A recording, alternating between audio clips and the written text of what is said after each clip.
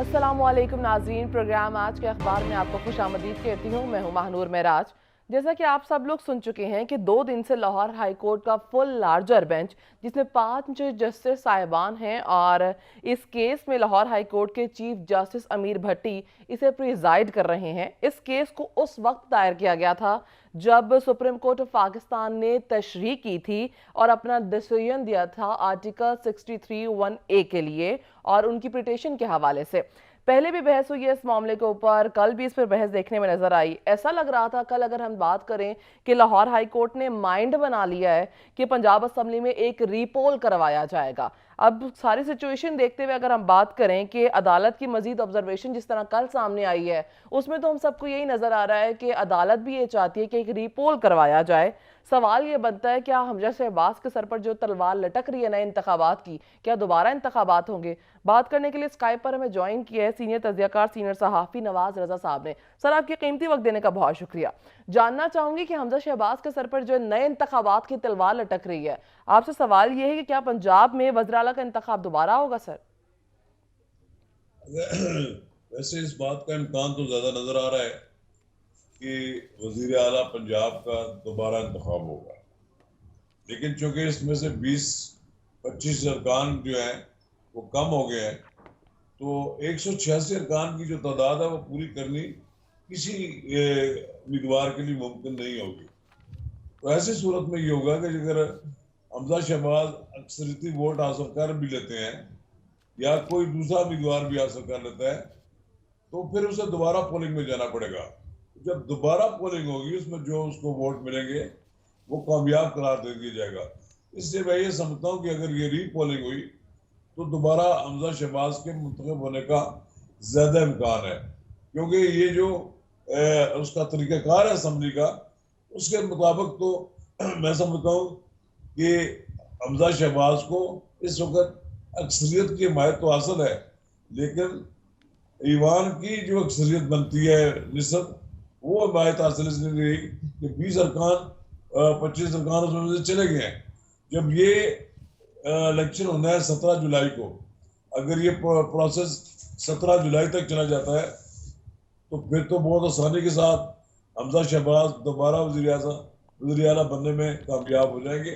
और ये मेरी कोशिश भी यही है कि ये जिन 20 नशिस्तों पर इंतखाब हो रहा है, इन 20 नशिस्तों में ज्यादा से ज्यादा नशिस्तों पर कामयाबी हासिल की जाए। और आम तासर ये है कि 20 में से 16, 17, 18 नशिस्तें बड़ी आसानी के साथ हमजा शहबाज जीत जाएंगे और मुस्लिम लीग नून कामयाब हो जाएगी। और ये इलेक्शन जो है ज़िमनी इंतखाब जो है पंजाब असम्बली का, ये गैर मामूली अहमियत रखता है हमारे आइंदा पोलिटिकल सेटअप के लिए। क्या सही। इमरान खान साहब को 2-2.5 माह के बाद खाली होने वाली नशिस्तों पर इतनी हमायत हासिल हो सकती है कि नहीं? अगर उनकी हमायत हासिल नहीं होती है तो एक बात बड़ी बात है और क्लियर हो जाएगी कि पंजाब में इमरान खान साहब के लिए जीतना मुश्किल होगा। फिर मेरा ख्याल ये है कि अगले इंतखाबात के लिए भी लोग ज़हन बना लेंगे कि हमें किस जमात के साथ साथ देना है।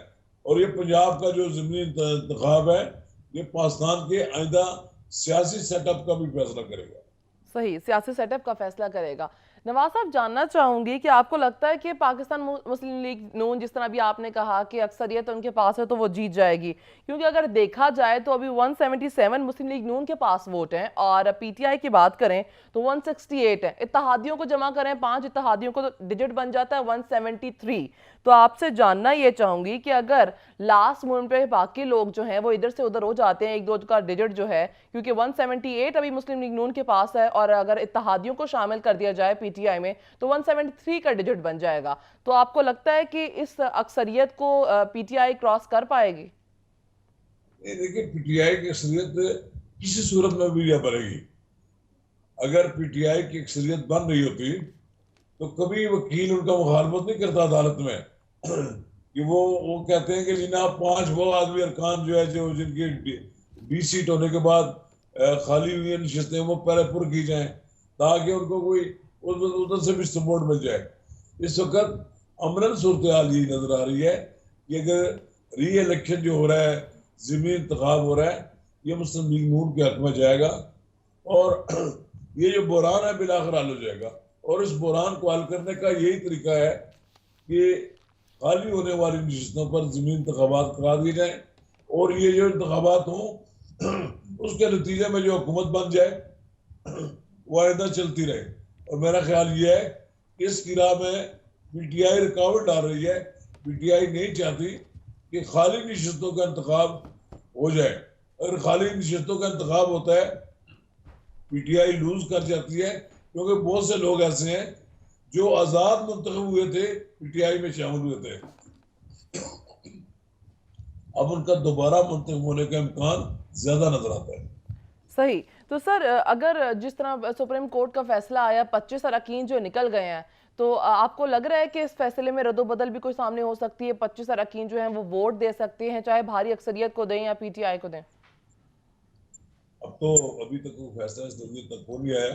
25 اراکین کو نکلنے کی جو بات ہو رہی ہے سر، اس کی بات کر رہی نہیں ہوں، نکلنے منحرف۔ کی سپریم کورٹ نے تو فیصلہ دے دیا، اس کے لیے چیلنج تو کیا ہوا انہوں نے، لیکن کچھ صورتیں دیکھیں اس میں کوئی بات اپنی تو کہی جا نہیں سکتی عدالتوں کے بارے میں۔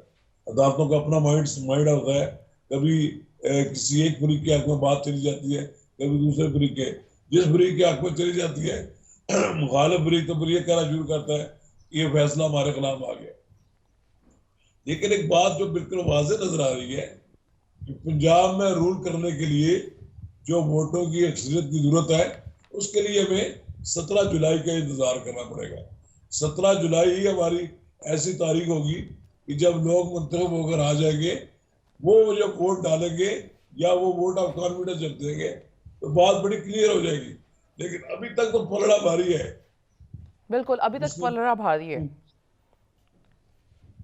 نواز صاحب، پنجاب کے اگر ضمنی انتخابات کی بات کریں تو آپ سے جاننا چاہوں گی کہ کیا پنجاب کے ضمنی انتخابات ملکی سیاست کے رخ کا تعین کریں گے؟ جی یقیناً کریں گے۔ پنجاب جو پاور بیس ہے، پنجاب میں 158-60 کی لگ بھگ جو سیٹیں ہیں، اس میں پنجاب سے جو پارٹی جیتتی ہے وہی ملک میں رول کرتی ہے۔ اب آپ دیکھیں گے پنجاب کی اکثریت جو ہے وہ ہمیشہ رہی ہے، ساری جماعتوں کی توجہ پنجاب پر رہی ہے۔ جو جماعت پنجاب سے اکثریت حاصل کر لیتی ہے وہ ملک کی حکمران جماعت بن جاتی ہے۔ لیکن یہ جو آپ کہہ رہے ہیں نا کہ یہ جو الیکشن ہے پنجاب کے اس دونوں جماعتوں کے لیے بڑی اہمیت رکھتا ہے۔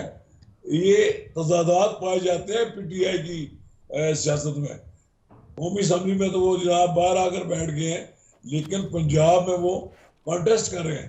وہ پنجاب میں اسی وجہ سے کانٹیسٹ کر رہے ہیں، وہ بھی یہ دیکھنا چاہتے ہیں کہ پنجاب میں ہماری کتنی اکثریت حاصل ہے، پنجاب میں ہمیں ووٹ بینک کتنا ملتا ہے۔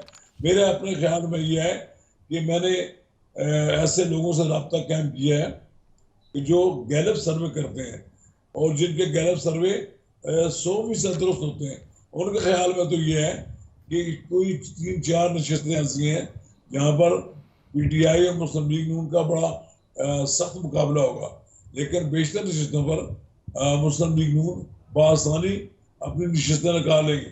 ان کو سپورٹ بھی حاصل ہے گورنمنٹ کی، ان کو وسائل بھی فراہم کیے جا رہے ہیں، ان کے ڈیولپمنٹ کے جو کام بھی ہو رہے ہیں۔ یقیناً یہ جو دیہی علاقوں سے نشستیں ہیں وہاں سے بڑی آسانی سے نشستیں نکالیں گے۔ شہروں میں کہیں مقابلہ ہوگا اور یہی اس بات کا تعین ہوگا۔ ہم دیکھیں لاہور کی 4 میں سے کہتے ہیں 3 نشستیں بڑی آسانی کے ساتھ مسلم لیگ نون جیت جائے گی۔ اسی طرح جو گجرانوالہ میں ہے، اسی طرح دوسری جگہ پر بھی ہیں، یہ مقابلے ہوں گے بڑے سخت۔ اصل میں دونوں جانب سے ٹکٹ ایسے لوگوں کو دیے گئے ہیں جو خاندانی ووٹ ہے جن کے پاس، کہ جن کے پاس اپنے پارٹیوں سے زیادہ اپنے ذاتی بھی ووٹ بہت زیادہ ہیں۔ اب یہ مقابلہ تو خاندانوں کے درمیان بھی ہے، اس لیے بہرحال الٹیمیٹلی تو فیصلہ جو پارٹی جیتے گی اسی کے حق میں جائے گا۔ لیکن اس الیکشن میں بھی آپ یہ کہہ سکتے ہیں کہ خاندانوں کا اپنا ایک رول بھی ہوگا، یہ ان کا اپنا ایک ووٹ بینک بھی ہوگا کہ وہ اپنی برادری کی زور پر بھی کتنی زیادہ ووٹیں حاصل کرتے ہیں۔ اس لیے آپ یہ کہہ سکتے ہیں کہ پنجاب میں ہونے والا ضمنی انتخاب ملک کے آئندہ سیاسی نقشے کا تعین کرے گا۔ صحیح سر، جس طرح ابھی اگر ہم کل کی بات کریں تو عدالت کی جو آبزرویشن آئی ہے اس میں تو یہی لگ رہا ہے کہ وہ دوبارہ ری پول کا کہہ رہے ہیں، تو سر اگر الیکشن دوبارہ ہوتا ہے، ری پولنگ دوبارہ ہوتی ہے، تو پھر صورتحال کس طرح کی دیکھیں گے آپ؟ لیکن پہلی بات تو آپ کہیں گے نا 186 کو بھی نہیں لے سکے گا. جب 186 کوئی پارٹی نہیں لے سکی، کوئی امیدوار نہیں لے سکے گا، تو اس کے قواعد کے مطابق پھر دوبارہ پولنگ ہوگی. اور جو دوبارہ پولنگ ہوگی اس میں جس کو اکثریت حاصل ہو جائے وہ ڈکلیئر ہو جائے گا وزیر اعلیٰ. تو اس میں حمزہ شہباز کو بڑا یقین ہے نا کہ وہ پی ٹی آئی کے مقابلے میں زیادہ ووٹیں لے جائیں گے. جب زیادہ ووٹیں لے جائیں گے تو پھر تو بہت بات کلیئر ہو جائے گی کہ انہوں نے ہی وزیر اعلیٰ رہنا ہے. اور پھر اس دوران تک اگر دوسرے ضمنی الیکشن بھی ہو جائیں گے تو پھر یہ مزید اس میں اضافہ ہو جائے گا. تو ایک بات تو پھر وہ پھر بھی بتا لیں گے کہ جناب ان کے پاس اکثریت موجود ہے اور بالآخر وہ اس اکثریت کی بنیاد پر پنجاب میں حکومت کرے. صحیح سر، جس طرح بھاری اکثریت کی آپ بات کریں، منحرف اراکین کو اگر نکال بھی دیں تب بھی مسلم لیگ نون کے پاس بھاری اکثریت ہے، 177 کا ڈیجٹ ہے ان کے پاس. تو آپ سے یہ جاننا چاہوں گی کہ اگر مسلم لیگ نون بھی جس طرح دعویٰ کر رہی ہے، اکثریت بھی ان کے پاس ہے، تو ان لوگوں کو تو فوراً الیکشن کی طرف جانا چاہیے. ڈیلے کرنے کی وجہ کیا سمجھ رہے ہیں آپ؟ کون سے الیکشن کی طرف جانا چاہیے؟ مطلب پنجاب میں الیکشن ہونے چاہیے؟ جی سر، مطلب اگر یہ دعویٰ انتخابات کی طرف جانا چاہیے نا فوراً، ان کے پاس بھاری اکثریت ہے. نہیں، دیکھیں بھاری اکثریت سے مراد یہ ہے آپ کو ری الیکشن کی جاتے ہیں ری پول جس طرح لاہور ہائی کورٹ کہہ رہی ہے. جی نہیں دیکھیں ری پولنگ سے تو وہ نہیں کہتے، کہتے ہیں ہمیں ری پولنگ میں کیوں جانا چاہیے پورے صوبے کو ری پولنگ میں نہیں جائیں گے جبکہ ان کے پاس پہلے ایک اکثریت موجود ہے. یا تو وہ یہ ہونا کہ وہ اسمبلی ٹوٹنے کا زیادہ امکان بن جائے، اسمبلی ٹوٹ جائے تو پھر تو ہو جائیں خواہ کا الیکشن کرانے کی کیا ضرورت ہے. جبکہ ان کے پاس اس وقت تک مجموعی طور پر وہ سمجھتے ہیں کہ ہمارے پاس اکثریت ہے اور ہم کامیاب ہو جائیں گے. صحیح سر، اگر انتخابات کی بات کریں 17 جولائی کا سب کو جس طرح انتظار ہے، اگر پی ٹی آئی پنجاب میں جیت جاتی ہے، اگر ان کیس ہم بات کرتے ہیں تو انتخابات جیت جاتی ہے، تو پھر کیا پی ایم ایل کا کیا نیکسٹ ایکشن ہوگا اور کیا اسمبلیاں تحلیل ہو جائیں گے سر؟ اسمبلی تو پھر بھی تحلیل کرنے کا اختیار تو وزیر اعلیٰ کے پاس ہوگا. اگر پی ٹی آئی کا وزیر اعلیٰ ہوا تو ممکن ہے پھر وہ اسمبلی ڈیزالو نہ کریں. اور یہ بھی ہو سکتا ہے ان کی اسٹریٹجی ہو جائے کہ ہم اسمبلی ڈیزالو کرتے ہیں تاکہ ملک میں ایک بحران پیدا ہو تو قومی اسمبلی بھی ڈیزالو کرنی پڑ جائے، یا ایک ایسے حالات پیدا کر دیے جائیں کہ وفاقی حکومت کو چلنے نہ دیا جائے. تو کئی امکانات ہو سکتے ہیں. امکانات کی سیاست میں امکانات کو وہ آپ نظر انداز نہیں کر سکتے. پی ٹی آئی کی اپنی سیاست ہے. پی ٹی آئی تو چاہتی ہے کہ پورے ملک میں ری پولنگ ہو. اس کے لیے اسے جو کچھ بھی کرنا پڑا وہ تو کرنے سے تیار باز نہیں آئیں گے. لیکن بات یہ ہے خواہشات اپنی جگہ ہوتی ہیں لیکن حقائق کو آپ نظر انداز نہیں کر سکتے. ابھی پی ٹی آئی کی تو یہ بھی خواہش ہے کہ مہینے ڈیڑھ مہینے میں شہباز شریف گھر چلے جائے. انہوں نے بجٹ پاس کرا لیا ہے. اب یہ لوگ کہہ رہے ہیں کہ مہینے کی بات ہے. کوئی کہتا ہے مجھ سے لکھوا لو. شیخ رشید صاحب لکھوانے والی بات بہت جلدی کرتے ہیں، کہتے ہیں جی مجھ سے لکھوا لو گا، نومبر میں انتخابات ہوں گے. جب نومبر آ جائے گا تو پھر کہیں گے جی مجھ سے لکھوا لو کہ الیکشن اگلے سال ہوں گے. یہ اس طرح کی بے تکی باتیں کرتے رہتے ہیں. بات یہ ہے کہ حقائق یہ بتاتے ہیں کہ اتنا مشکل بجٹ جو ہے، یہ جتنی زیادہ پریشانی کا سامنا کرنا پڑ رہا ہے عام آدمی کو، عام آدمی تو نالا ہے اس بجٹ سے. کوئی آدمی خوش نہیں ہے. یہ جو نالا ہے اس کے باوجود انہوں نے اس لیے یہ بجٹ دیا کہ اس سے ملک ایک ڈیفالٹ سے نکل گیا ہے.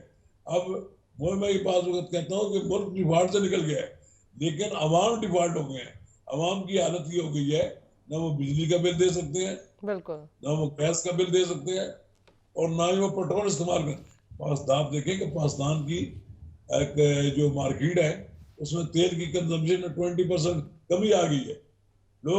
لوگوں نے پیٹرول اور ڈیزل کا استعمال کم کر دیا ہے. اس کا مطلب یہ ہے کہ مہنگائی اتنی بڑھ گئی ہے کہ عام آدمی یہ بس سے باہر ہے سارا کچھ.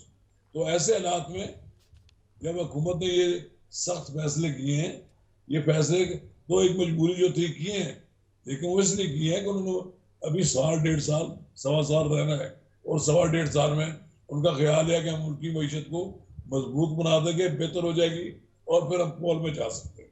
صحیح سر اگر عدالتی فیصلے کی بات کریں تو اگر جو عدالتی فیصلہ آنا ہے اس پر کیا فوراً اطلاق ہو جائے گا یا پھر چیزیں سیٹل ڈاؤن کرنے کے لیے پی ایم ایل این کو وقت دیا جائے گا سر؟ نہیں، میرا خیال زیادہ وقت دیا جائے گا. اصل پرابلم تو یہ ہوگا کہ اب یہ کون وہاں پر وزیر اعلیٰ کا انتخاب کرائے. اب یہ بھی ایک جھگڑا ہے نا. لیکن یہ بھی ایک جھگڑا ہے، جو اسپیکر ہے وہ خود بھی وزیر اعلیٰ کا امیدوار ہے. تو ہو سکتا ہے کہ جب وزیر اعلیٰ امیدوار ہوں گے تو پھر ڈپٹی اسپیکر ہی صدارت کریں گے. ڈپٹی اسپیکر ان کو پسند نہیں ہے، قبول نہیں ہے. وہ ڈپٹی اسپیکر سے بڑے پریشان ہیں کیونکہ وہ ان کے ساتھ نہیں کھڑا. تو ایسی صورت میں تو الیکشن تو پھر ہو جائیں گے نہ ہونا ہے. وزیر اعلیٰ کا الیکشن اسمبلی کے اندر ہونے میں کتنی دیر لگتی ہے؟ بہت ایک دن کو تقاضات داخل کراؤ، اگلے دن جناب پولنگ ہو جائے گی، فیصلہ ہو جائے گا. اگر اس دن نہیں ہوتا، فیصلہ نہیں ہوتا، تو پھر ایک آدھ دن اور لگ جائے گا اور اس کے بعد فیصلہ ہو جائے گا. اور میرا خیال ہے کہ کوئی اتنی مشکل بات نہیں ہے. اور مشکل بات تو بنا دی گئی یہاں. کبھی اسپیکر نے اپنے اختیارات کا ناجائز استعمال کیا، کبھی گورنر نے استعمال کیا، اور کبھی آپ دیکھیں کئی دن تک بیٹھا رہا وزیر اعلیٰ. علم نہیں اس کو اٹھانے دیا گیا ہے. اور اس کے لیے علم اٹھانے کے لیے اسپیکر کو اسلام آباد سے لاہور آنا پڑا. یہ بڑی ایک افسوسناک صورتحال رہی پنجاب میں. اب میرا خیال ہے یہ نہیں ہونا چاہیے، یہ ختم ہو جانا چاہیے. یہ طوائف الملوکی جو ہے نا، اس کو زیادہ دیر نہیں چلنا چاہیے. بالکل صحیح، اس طرح کی چیزوں کو زیادہ دیر نہیں چلنا چاہیے. ٹھیک ہے نواز رضا، یہاں پر وقت ہوا ہے ایک بریک کا. بریک سے واپس آئیں گے تو اس ٹاپک کو کنٹینیو کریں گے.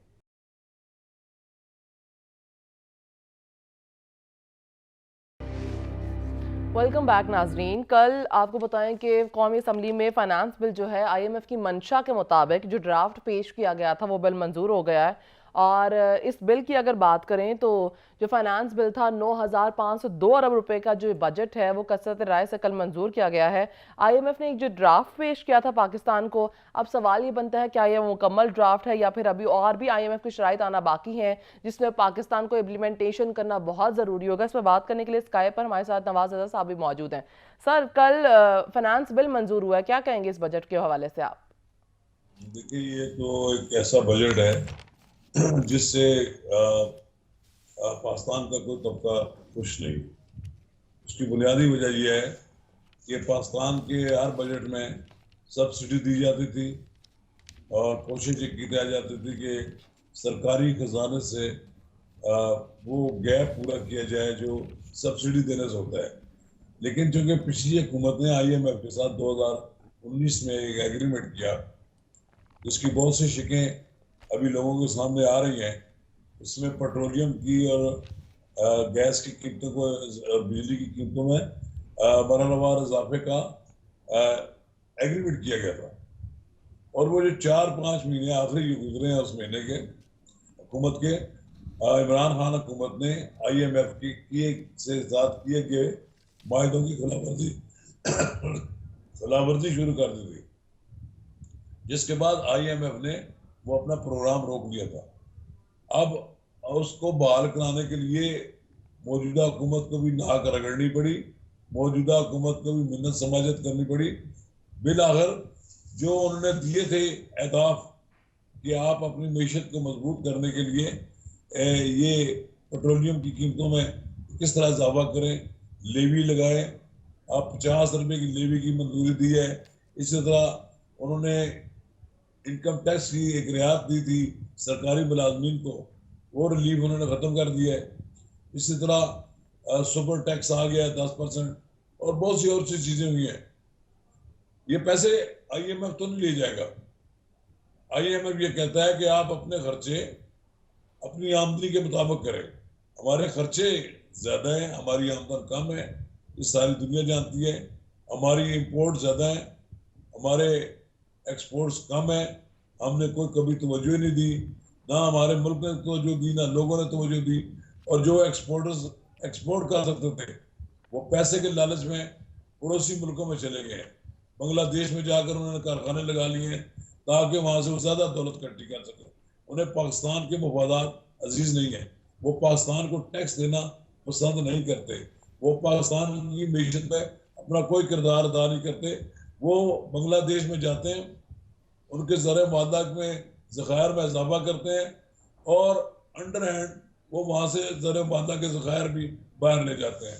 لیکن وہ سارے کے سارے لوگ جو صنعت کار ہیں تو وہ پاکستان کے وسائل ان کو پاکستان نے دیے ہے، لیکن وہ پاکستان کی معیشت میں کوئی کردار ادا کرنے کے لیے تیار نہیں ہے. پتہ نہیں یہ سپر ٹیکس لگے گا، پتہ نہیں کتنے لوگ کارخانوں کو تالا نکال رہے ہیں. وہ دوسرے ملکوں میں جا کر لگاتے ہیں، بنگلہ دیش میں لگاتے ہیں جہاں ٹیکس نہیں ہے، جہاں ان کی کالی دولت جو بلیک منی ہے اس کو کوئی نہیں پوچھتا، جہاں ان کو کھلی چھٹی ہے. تو پھر ایسے حالات میں آپ دیکھیں گے کہ آپ جب آپ ایک بجٹ منظور کریں گے تو ملک کے لیے بڑا مشکل ہے. جب ملک میں کچھ شعبے ایسے ہیں جہاں پر ہمارے بہت زیادہ پیسے ہمیں خرچ کرنے پڑتے ہیں. ہم نے اگرچہ اپنے دفاعی اخراجات میں کوئی اضافہ نہیں کیا خاص، لیکن ہمیں ہمارے پڑوس میں دیکھنا پڑے گا کہ بھارت اور جیسا ایک 7 گنا بڑا ملک کھڑا ہے. اگر ہم نے اپنی آزادی کا تحفظ کرنا ہے اور اپنے ملک کو مضبوط بنانا ہے دفاعی لحاظ سے، تو ہمیں یہ اخراجات تو کرنے پڑتے ہیں. یہ اخراجات بنگلہ دیش کو نہیں کرنے پڑتے. بنگلہ دیش ایک عملاً ایک کالونی بنی ہوئی ہے بھارت کی. ہم اس صورت میں زندہ نہیں رہ سکتے. ہمارے ملک کو زندہ رہنا ہے تو ہمیں دفاعی اخراجات بھی برداشت کرنے پڑے. جب دفاعی اخراجات ہوں گے، دوسرے جو اسٹیبلشمنٹ کے ہمارے دوسرے جو سرکاری اداروں کے اخراجات ہوں گے برداشت کریں گے، پھر تو ہمیں کچھ پیسہ دینا پڑے گا. اب یہ تو نہیں ہو سکتا کہ پاکستان کے شہری اسٹیٹ کو تو کوئی پیسہ نہ دے لیکن اسٹیٹ سے ہر چیز مانگتا پڑے. ہر چیز مانگنے کا مطلب یہ ہے آپ کچھ دیں. جن ریاستوں میں ٹیکس 52% اور 50% ہوتا ہے، ان ملکوں میں لوگ پھر ریاست سے بنیادی سہولتیں مانگتے ہیں. آپ نے اسکینڈینیوین کنٹریز کی مثال میں آپ کو دے سکتا ہوں کہ جہاں لوگ 50% زیادہ ٹیکس دیتے ہیں، لیکن پھر ریاست اس کے بدلے میں ان کو ہر وہ سہولت دیتی ہے کہ جس کی ان کی ضرورت ہوتی ہے. ہمارے یہاں تو 11 لاکھ ٹیکس دینے والے ہیں، اور جو دینے والے بھی ہیں اور جن کے فائلر میں موجود بھی ہیں وہ بھی کوئی نہ کسی نہ بہانے سے وہ اپنے ٹیکس کو بچاتے ہیں.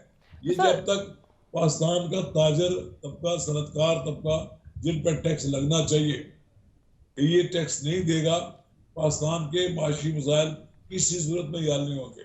پاکستان کی عوام، عام لوگ پستے رہیں گے.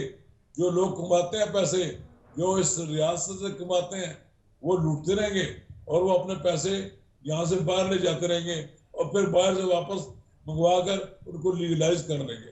یہ جب تک سلسلہ بند نہیں ہوتا، اس کے لیے حکومت کو جتنے سخت اقدامات کرنے پڑیں گے. اس کے بغیر تو ممکن نہیں. صحیح سر، جس طرح کا کل بجٹ پیش کیا گیا اس میں تو بظاہر نظر یہی آ رہا ہے کہ آئی ایم ایف کی جو منشا تھی، جو آئی ایم ایف نے ڈرافٹ پیش کیا تھا، وہ اس کے مطابق وہ بجٹ کی منظوری کروائی گئی ہے کل. تو کل سر آپ سے میں جاننا چاہوں گی کہ جو مانیٹری پالیسی ہے، کیا آئی ایم ایف کی کنڈیشنز کلیئر ہو گئی ہیں پاکستان سے، ساری کنڈیشنز؟ نہیں، میرا خیال تو اب آبزرویشن کلیئر ہوئی ہے تبھی تو کل منظور کر لیا. کوئی ایسی بات نہیں ہے. وہ جو ایک ہوتا ہے پروسیجرل ایک کام، اس کی منظوریاں آ گئی ہیں اور وہ طریقے کے ساتھ 1.9 کہتے ہیں بلین ڈالر کے پیسے ان کو مل جائیں گے، وہ بھی آنے والے ہیں. تو اس لیے تو آپ ڈالر دیکھیں گے آپ نیچے کی طرف جا رہا ہے. پیسے پاکستان کے زر معاہدہ کے ذخائر میں موجود ہوں گے تو یقیناً ڈالر نیچے کی طرف جائے گا. پہلے یہ تھا کہ ہمارا ڈالر جو ہے وہ اونچی اڑان میں تھا، روپے کی کوئی قدر ختم ہو رہی تھی. مجھے امید ہے کہ یہ پیچھے جائے گا. جو پاکستان کے بینکوں میں زر معاہدہ کے ذخائر بڑھیں گے تو انشاءاللہ تعالی پاکستان کی مالی جو پوزیشن ہے ڈالر کی بہتر ہو جائے گی. اور آپ دیکھیں ہم آئی ایم ایف کا تانا دیتے ہیں لوگ، ہم بھی خود بھی دیتے ہیں، اور آئی ایم ایف والے تو نہیں ہم سے پیسے مانگتے. آئی ایم ایف والے کہتے ہیں ہم نے جو پیسے آپ کو جن شرائط پر دیے ہیں اسے آپ بر وقت ادا کریں. یہ نہ ہو کہ جب ادائیگی کا وقت آئے تو آپ پھر منت سماجت کر کے اس کو ڈیبر کرا لیں. یہ ڈیبر کرانے والا کام جو ہے یہ 22 بار ہم یہ پروگرام لے چکے ہیں. ہمیں اس پروگرام کے نکلنے کے لیے اپنے پیٹ پر پتھر رکھنا پڑے گا. ہم چائے تو ایک کپ چھوڑ نہیں سکتے، ہم پان کھانا چھوڑ نہیں سکتے. ہم وہ چیز جن کی درآمدات کی ضرورت نہیں ہے، ہم نے چین سے کوئی چیز سستی ملتی ہو جس کی ضرورت بھی نہیں ہمیں، ہم وہ بھی لینے کے لیے تیار کھڑے ہوتے ہیں مارکیٹ میں. آپ دیکھیں کہ چینی اشیاء کی مارکیٹیں بھری ہوئی ہیں، اس لیے کہ پاکستان کے لوگوں کو شوق ہوتا ہے, ہر اعلیٰ سے اعلیٰ چیز خرید لیتے ہیں, پیسے ہو نہ ہو ایک ساتھ پر لے لیتے ہیں. جب تک یہ ہم یہ روش ترک نہیں کریں گے, ہم ایک سادہ زندگی بسر کرنے کی ایک ایسی قوم کہ جو دنیا کی معاشی دباؤ کا مقابلہ کر سکتی ہے, جب تک ہم ایران کی طرح نہیں کریں گے کہ جنہوں نے بھوک ننگ تو برداشت کر لی, حالانکہ وہ تیل کے ذخائر سے بھرا ہوا ملک ہے, اسے دنیا میں تیل فروخت کرنے کی اجازت نہیں دی جاتی, تو وہ لوگ زندہ رہ سکتے ہیں, ہم کیوں نہیں زندہ رہ سکتے؟ ہمیں غیر ملکی اشیاء کے بغیر زندہ رہنا ہے, ہمیں اپنا امپورٹ بل کم کرنا ہے, ہمیں اپنا تیل کا بل کم کرنا چاہیے, ہمیں ایک ایسی اسٹریٹجی بنانی چاہیے کہ ملک کے اندر ہم کم سے کم پیٹرول استعمال کریں, ہمیں ایسی ٹرانسپورٹ کی سہولتیں ملنی چاہیے کہ جس میں بیٹھ کر لوگ بآسانی اپنے دفاتر میں جا سکیں. ہمارے پاس پرائیویٹ ٹرانسپورٹ صحیح نہیں ہوتی, اس میں لوگ سفر نہیں کر سکتے, پرائیویٹ گاڑیوں میں سفر کرتے ہیں, بے پناہ اخراجات ہوتے ہیں.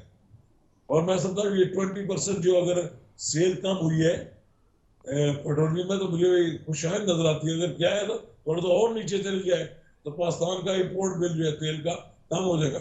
ہم سعودی عرب کے پاس پیمنٹ ڈیفر کے لیے نہیں جائیں گے, ہم دنیا کے یہ جو سعودی عرب کے پاس ہم جاتے ہیں اس لیے جاتے ہیں کہ ان کا بل بہت بڑھ جاتا ہے جی. ہم نے تو کئی بار سعودی عرب سے اس طرح کی رعایتیں حاصل کی. سر تو جس طرح کا کل بجٹ پیش کیا گیا, بالآخر سبسڈی ختم کر دی گئی ہے, عوام کے لیے بوجھ ہے, لیکن اگر کسی بھی ملک کی معیشت کی بات کریں تو اس کے لیے فائدہ ہے, ملکی معیشت کو پاکستان کی فائدہ ہوگا اس بجٹ سے. تو سر میں آپ سے جاننا چاہوں گی کہ آئی ایم ایف کے لیے کیا فائدہ ہے, اور جو ہم دیکھ سکتے ہیں آنے والے دنوں میں کیا فوائد آئی ایم ایف کے لیے کیا ہوگا؟ آئی ایم ایف کا کوئی فائدہ نہیں ہے, آئی ایم ایف تو غریب ملکوں کو پیسے دیتا ہے, وہ تو بنایا اسی لیے گیا ہے کہ 199 ملکوں کا بنا ہوا ہے کہ جن کی معیشت سسٹینیبل بنانے کے لیے اور ان کو ترقی کی راہ پہ ڈالنے کے اس موضوع پر لوگوں کو پیسے دیے جاتے ہیں. عملاً پیسے تو دیے جاتے ہیں آپ کی مدد کے لیے, لیکن ایکچولی وہ آپ کی پالیسیوں کو کنٹرول کرتے ہیں. آئی ایم ایف میں میجر شیئر امریکہ سرکار کا ہے. جب وہ کسی ملک کی بازو مروڑنا چاہتے ہیں یا کسی ملک کی گردن پہ ہاتھ رکھنا چاہتے ہیں, وہ آئی ایم ایف کے دیے ہوئے جو شرائط ہوتی ہیں ان کو سخت کر دیتے ہیں, وہ آپ کے لیے اسے نکلنا ناممکن بنا دیتے ہیں.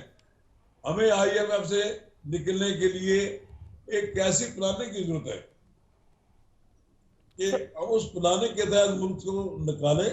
اب مجھے معلوم ہے کہ شاید اندر 2-4 دنوں میں ہفتہ 10 اسحاق ڈار پاکستان آ رہے ہیں.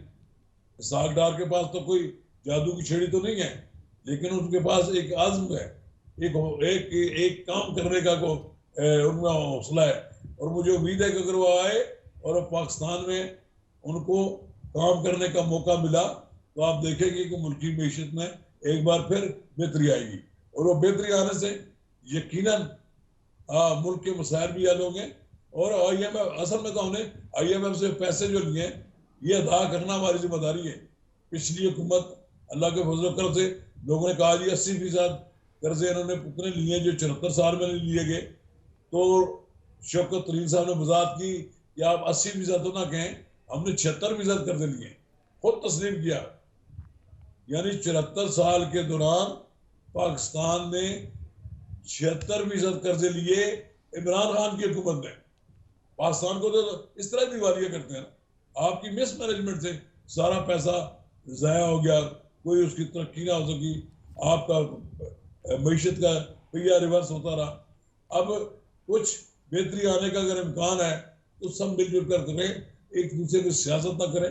پیٹرول کی قیمت دنیا میں اگر مہنگی ہے تو کیا ممکن ہے کہ پاکستان میں وہ پیٹرول جو کہ درآمد کرتا ہے ملک وہ نصف قیمت پر لوگوں کو دے؟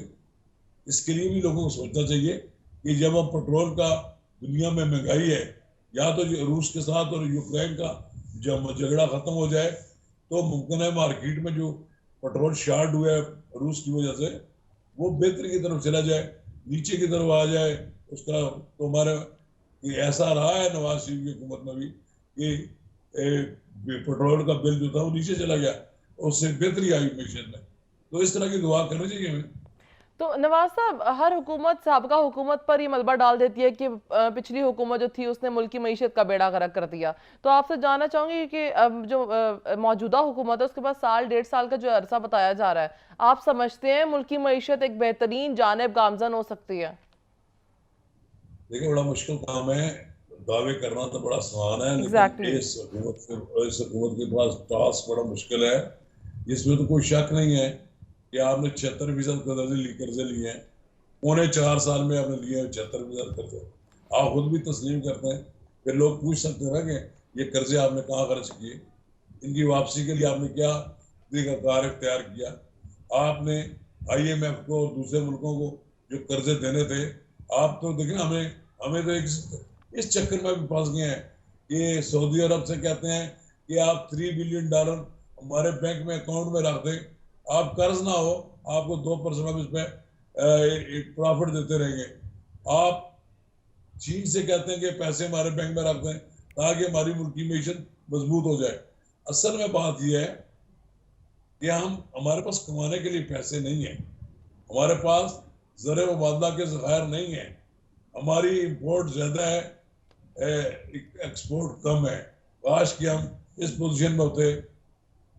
میرا ملک ٹیولپ کا جو پھول ہوتا ہے وہ دنیا میں ایکسپورٹ کر سکتا، گلاب دنیا پورے میں ایکسپورٹ کر سکتا. ہم وہ کام تو کرنے کے لیے تیار نہیں ہیں. ہمارے ملک کے اندر سویا بین تو تیار کرنے کے لیے تیار نہیں ہے، لیکن کوئی آدمی اس ملک کا گھی کے بغیر اپنا کھانا نہیں کھاتا. بالکل. ہم نے اب غریب زیتون کا طبقہ تیل سب سے زیادہ اس بجٹ کس سے بھی پیسے گا. ٹھیک ہے نواز صاحب، اب بریک کا وقت ہوا، بریک سے واپس آتے ہیں تو ٹاپک کو کنٹینیو کریں گے.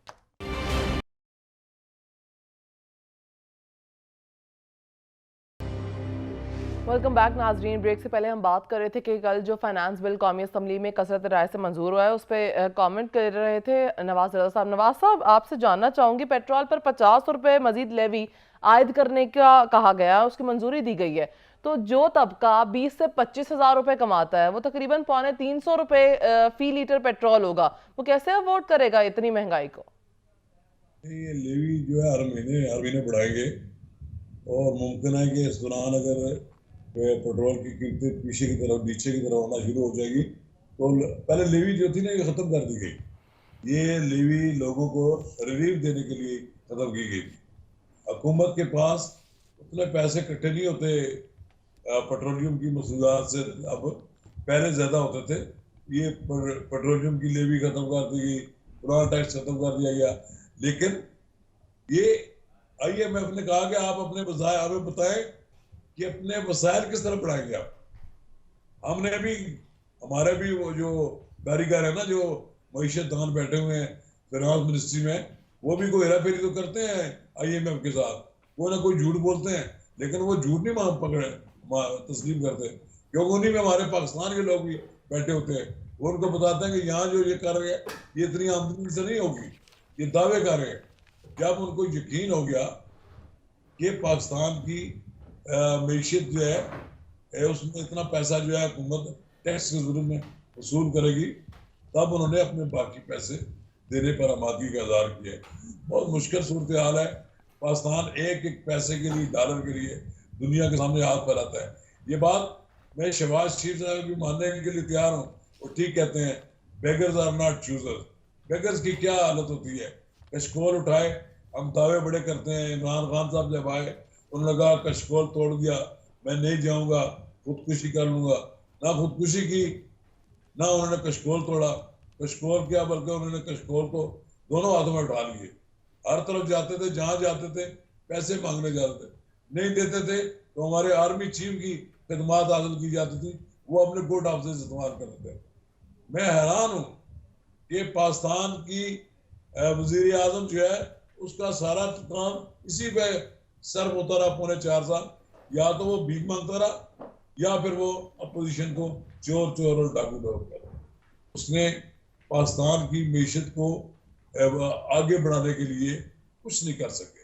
لیکن جو ہمارے معیشت جی جی نواز صاحب، سابقہ حکومت کی بات کریں تو جتنی مہنگائی اب موجودہ حکومت میں ہو رہی ہے، جتنی پیٹرول کی قیمتیں آسمان سے باتیں کر رہی ہیں، جتنی مہنگائی ہوگی، جتنے ٹیکس لگا دی گئی ہیں، تو سابقہ حکومت میں پھر بھی اتنے ٹیکس نہیں تھے، غریب عوام کو مہنگائی تھی لیکن پھر بھی کہیں نہ کہیں ریلیف ملتا تھا۔ اب تو اگر بات کی جائے تو 50,000 سے اوپر والے افراد جو ہیں ان کو ٹیکس دینا پڑے گا، اور جتنی مہنگائی ہو چکی ہے 50,000 میں کسی فیملی سیٹلمنٹ بندے کا گزارا کرنا بہت مشکل ہے، جس کا گھر بھی رینٹ کا ہے، جس کے بچے ہیں، جس کے گھر میں کوئی مریض بھی ہو سکتے ہیں۔ تو ان ساری صورتحال میں دیکھا جائے تو موجودہ حکومت نے تو اس وقت زیادہ غریب عوام کے سر پر جو ہے وہ تلوار لٹکا دی ہے۔ پاکستان کی حکومت اس وقت ویلفیئر اسٹیٹ نہیں ہے۔ پاکستان کی حکومت اپنی بقا کو بچانے کے لیے، ڈیفالٹ سے بچنے کے لیے وسائل کا حاصل کرنا چاہتی ہے۔ یہاں سب کو مل جل کر، آپ میں اور میں نے ڈیفالٹ نہیں دیکھا، ہم نے سنا ہے جن ملکوں کا ڈیفالٹ ہو جاتا ہے پھر ان ملکوں کے حالات جو ہے نا ہمارے سامنے ہیں، وہ پھر سرنڈر کرتے ہیں پاورفل قوتوں کے پاس، طاقتور ملکوں کے سامنے سرنڈر کرتے ہیں۔ قوموں کو برداشت کرنا پڑے گا۔ یہ پیسہ کسی کی ذاتی جیب میں تو جانا نہیں ہے۔ یہ اگر کوئی یہ سمجھے کہ شہباز شریف لے جائے گا، میں تو یہ کہوں گا کہ جس کے پاس جہاں جہاں بھی پیسے ہیں وہ پیسے لے کر پاکستان آئے، پاکستان کی معاشی حالت کو بہتر بنائے، اور ایک ایمنسٹی کا اناؤنسمنٹ کر دیں کہ جو آدمی پاکستان میں پیسہ لے کر آئے گا، زر وعدہ لے کر آئے گا، ہم اسے پوچھیں گے نہیں، لیکن پھر وہ ہمیں ایف اے ٹی ایم اور دوسرے اداروں کا سامنا کرنا پڑ جاتا ہے۔ ہمیں پاکستان میں پیسے کی ضرورت ہے۔ قومی خزانے میں دیکھیں 40-45 ارب ڈالر جو ہے اگر بنگلہ دیش کے پاس اکٹھا ہو گیا، اور 600 ارب ڈالر جو ہے وہ انڈیا کے پاس ہے، ہم کیوں نہیں کر سکتے؟ ہمارے پاس کئی ایسی صنعتیں ہیں، ہم پاکستان کے اندر اپنی سیاحت کو بہتر بنا کر، اس سیاحت کو محفوظ بنا کر ہم زیادہ لوگوں کو یہاں مدعو کر سکتے ہیں۔ بدقسمتی یہ ہے کہ سیاحت میں بھی ہمارے یہاں بے پناہ ہرڈلز ہیں۔ لوگوں کو یہاں آتے ہوئے پاکستان میں ڈر لگتا ہے، لوگوں کو ایسا بتایا جاتا ہے کہ پاکستان ایک محفوظ ملک نہیں ہے۔ ہمیں خواہش کہ ہم پاکستان کو ایک محفوظ ملک بنا کر دنیا کے سامنے پیش کریں، تو ہماری آمدن میں بھی اضافہ ہوگا۔ جب تک ہم جتنا خرچ کرتے ہیں اتنا کماتے نہیں ہیں، ہم آئی ایم ایف کے پاس بار بار جاتے رہیں گے۔ ہمیں آئی ایم ایف سے نکلنے کے لیے اپنی آمدنی کے ذرائع کو بڑھانا پڑے گا۔ آپ دیکھیں گے کوئی فرق نہیں پڑتا، آپ نے کہا نا وہ یہ جو طبقہ ہے نا، جو صنعت دستکار ہے یا یہ دکاندار ہے یا دوسرے ہیں، انہوں نے اشیاء کی قیمتیں آج خود بڑھا لی ہیں۔ مہنگائی ہوئی یا نہیں ہوئی، آپ دیکھیں گے کہ ایک باربر شاپ میں اگر 250 روپیہ لیتے تھے اس نے 300 روپیہ کر دیا ہے۔ جو دھوبی کی دکان ہے وہ اگر 50 روپیہ آپ کے کپڑوں کی استری کے لیتے تھے، انہوں نے کہا جی 60 روپے کر لیں۔ وہ پوچھے بھائی ان سے کہ آپ اتنی بجلی کی قیمت میں اضافہ ہوا جو آپ نے اضافہ کر دیا ہے۔ اس میں نیچے بھی طبقہ جو ہے لوٹ مار سے باز نہیں آتا۔ بالکل نچلا طبقہ بھی لوٹ مار سے باز نہیں آ رہا، لیکن نواز صاحب جس طرح کی مہنگائی ہوتی جا رہی ہے تو وہ بھی پھر پستا تو جا رہا ہے۔ غریب طبقہ ہو یا جس طرح ابھی آپ بات کر رہے ہیں تو اشیاء مہنگی کی جا رہی ہیں، تو ان لوگوں کو جب وہ سیل پرچیز ہی وہ مہنگی کریں گے تو ڈیفینیٹلی وہ سیلز بھی تو پھر ٹیکس لگا کر کرتے ہیں۔ مانور ہمیں ہوٹلوں میں ہوٹلنگ بند کرنی پڑے گی۔ ہمیں انہیں ہوٹلوں میں جا کر کھانے چھوڑنا ہوگا۔ ہم نے اپنے گھر میں پکایا ہوا کھانا کھانا پڑے گا۔ ہمیں سیر سپاٹوں پہ بے پناہ پیسے خرچ نہیں کرنے چاہیے۔ جب ہم جاتے ہیں سوات میں تو 1 لاکھ 2 لاکھ روپے کا ایک بجٹ بنا کے لوگ جاتے ہیں، جناب ہم سیر کرنے جا رہے ہیں۔ جب لوگ نواز صاحب یہ تو پھر میں آپ کو یہاں پر انٹرپٹ کروں گی، یہ تو پھر یہ بات ہو گئی نا کہ یہ غریب عوام جو ہے وہ اس طرح کا بجٹ بنا کے اس طرح کی آؤٹنگ اور اس طرح کے ہوٹلز میں نہیں جا سکتا، کیونکہ اس کے لیے 2 وقت کی روٹی پوری کرنا مشکل ہے اس ٹائم۔ بات کی جائے تو یہ تو امیر طبقہ ہے جو اس طرح کی سیاحت پہ بھی جاتا ہے۔ یہ جو فیڈرل گورنمنٹ نے آٹا سستا کرنے کا اعلان کیا ہے، اس سے بھی نیچے قیمتیں لائے اور اس کی بلیک مارکیٹنگ کو روکے۔ اسی طرح چینی کی، دیکھیں ہمارے پاس 4-5 آئٹم ہیں۔ کتنی بدقسمتی ہے کہ پاکستان دالوں میں کفیل ہوتا تھا، خود کفیل ہوتا تھا۔ اب میں پاکستان میں دانے کھانے کے لیے باہر سے منگوانی پڑتی۔ ہمیں کاش کہ ہمارے ملک کے لوگ، خود کاشتکار اس طرح توجہ دیں، وہ دیتے ہیں اس فصل کی طرف کہ جس میں ان کو زیادہ منافع مل جاتا ہے۔ بالکل زراعت پہ توجہ دینے کی بہت ضرورت ہے۔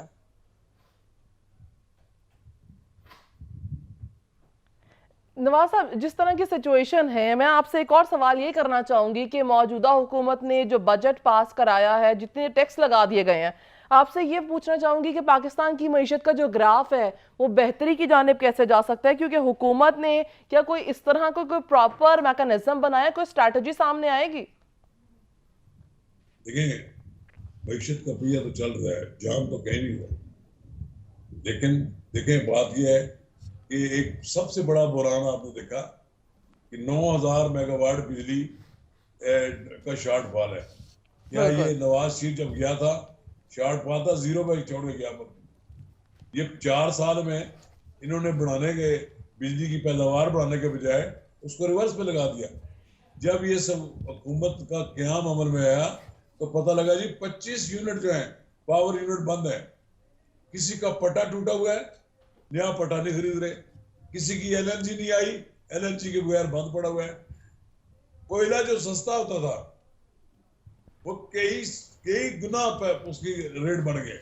अब हमने कहा है कि अफगानिस्तान से जो कोयला मिले उसको पाकिस्तानी करेंसी में हमसे ले लें।